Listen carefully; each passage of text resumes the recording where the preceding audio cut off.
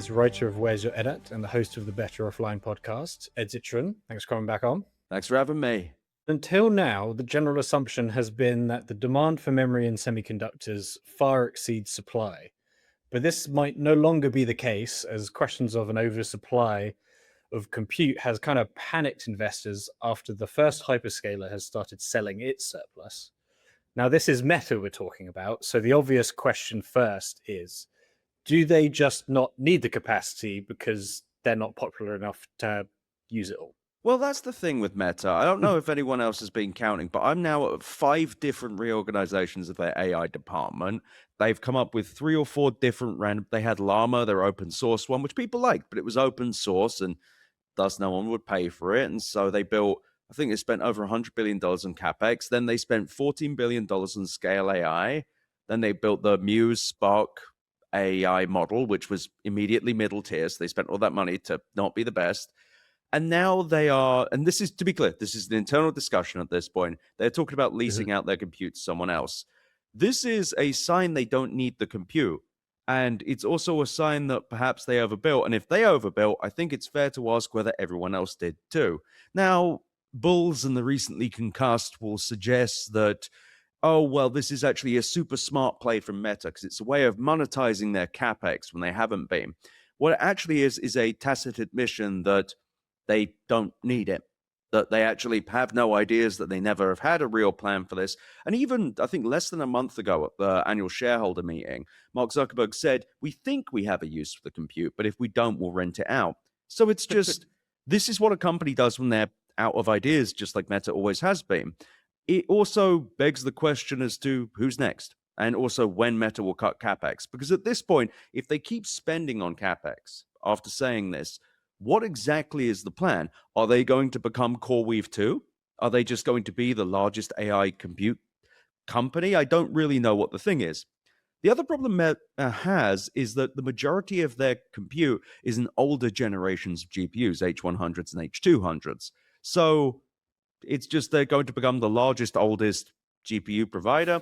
It's a mess. And I think the answer is, well, there really never was a use for this compute in the beginning. And I think that the only reason that Amazon, Google, and Microsoft aren't doing the same thing aggressively, like trying to find places for it, is Anthropic and OpenAI take up the space, which is why my prediction is that if Meta sells compute to Anthropic, it's game over. We are at the end. Because that will just be a sign that the only people that will buy compute at scale are 2 bulbous, unprofitable fail sons.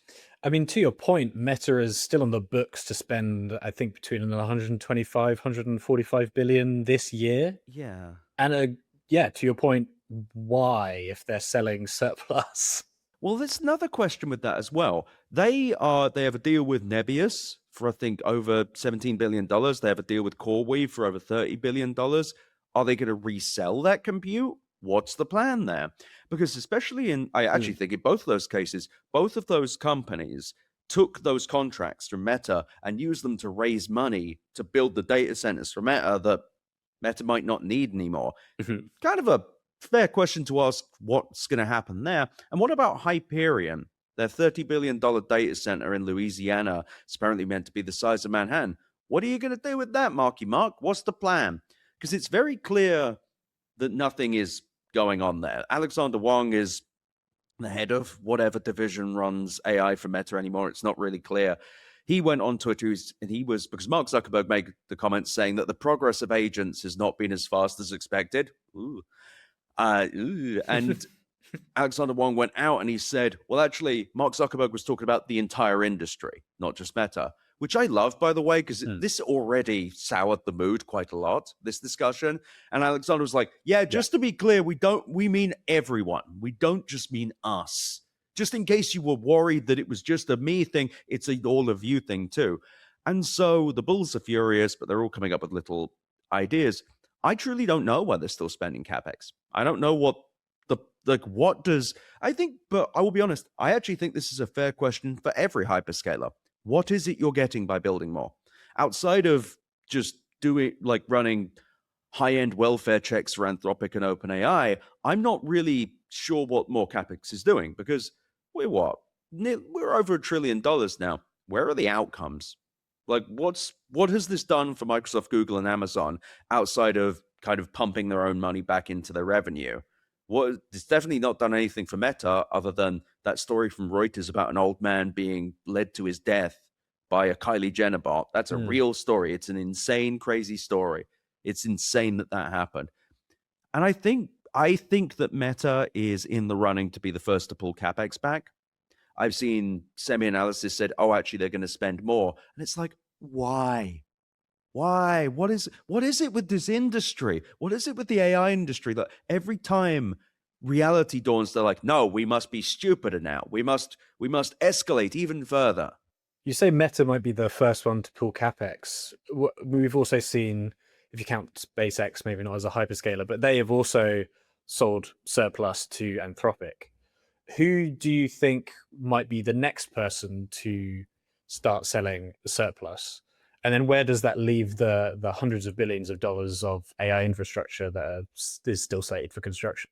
I mean, it's Meta. I think if Meta ends up selling to Anthropic or OpenAI, we really are at the end. Because remember, I think that they have like 1 to 2 gigawatts of capacity. If they end up selling it to OpenAI and Anthropic, that's them saying, we don't have another big customer, or there is not enough diverse demand to sell this to someone else. Microsoft, Google, and Amazon, they don't have surplus capacity because Anthropic and OpenAI take it all up. Listen, we have already seen CoreWeave, their biggest customers are Microsoft for OpenAI, OpenAI for OpenAI, Google for OpenAI, Anthropic, and Meta.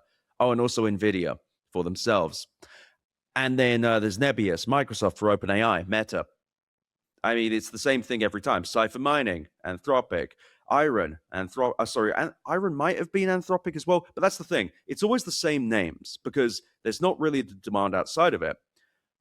At this point, I think there's just a compelling question to ask, which is, why are we doing this? What is this for? Is this industry existing to fuel Anthropic and OpenAI? Because that's a problem, as both of them are unprofitable. It's feeding venture capital into hyperscalers or into hyperscalers so they can feed it into NVIDIA and the Taiwanese companies that build their servers. Like, and now SoftBank is apparently planning to build their own capacity, which is equally bonkers. It's just, I think we're going to see a supply glut. I think if Meta chooses to do this, if Meta chooses to rent to OpenAI and Anthropic, by the way, I think that's to avoid a supply glut. That's to avoid the industry really reckoning with the fact there's too much supply.